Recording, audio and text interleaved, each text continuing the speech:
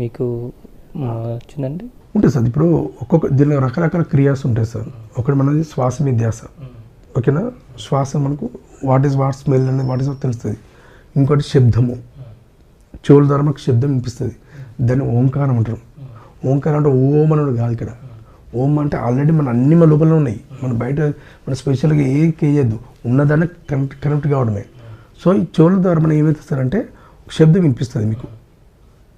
ఆ శబ్దం కనెక్ట్ అయినప్పుడు ఆ శబ్దం మెల్ల సౌండ్ పెరిగిపోతుంది.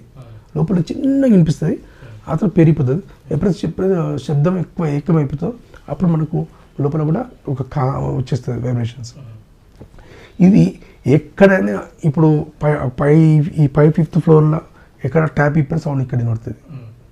ఎక్కడ ట్రైన్ వెళ్ళిపోయిన ఇప్పుడు మెట్రో స్టేషన్ ఉంది, అక్కడ ట్రైన్ శబ్దం ఇక్కడ వినిపిస్తుంది. ఎక్కడ హారన్ కానీ ఎక్కడ లారీ శబ్దాలు కానీ